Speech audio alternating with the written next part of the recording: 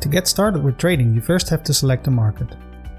Click on the plus button to open the market selection pop-up. You can click on any market to get started, or use the search bar to select the market you want. This will load the market in a new tab. For the charts, Altrady uses the well-known TradingView charting library. You can change the time frames, zoom in and out, and loads more. For the current market, the trades widget will display the last recently made trades. This information is refreshed automatically, and you can scroll down for more recent trades. In the order book, you can see current orders waiting to be filled.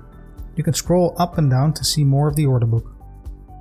The white numbers are used to indicate buy and sell walls. In between the bids and asks, you can see the current spread between the highest bid and the lowest ask. The spread is indicated in an absolute price difference or a percentage. If you go over the line, a pop-up will appear with the cumulative amount for the order book. This means that in this case, X amount of Bitcoin has to be sold before the price is reached. You can use the market depth chart to see a better view of the cumulative amount on each side. Vertical lines indicate the prices of the buys and sell walls. You can use the mouse to see more information of a specific price point. You can also drag your mouse to select a portion of the depth chart to zoom in. For each market, Altrady also shows you the latest news. News is gathered from CryptoPanic and is frequently updated. This makes it super easy to check if there's anything in the news that caused the current market movement. If you want to quickly open up a new tab, just click on the plus button.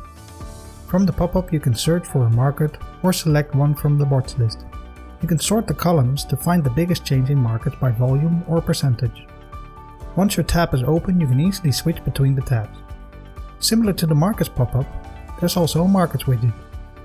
It displays similar information as with the pop-up, but allows for quicker browsing through the markets.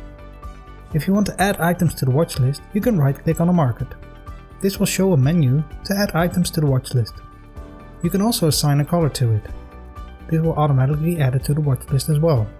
In the watch list tab, you can see your markets. Use the color filters to easily filter the markets you're interested in.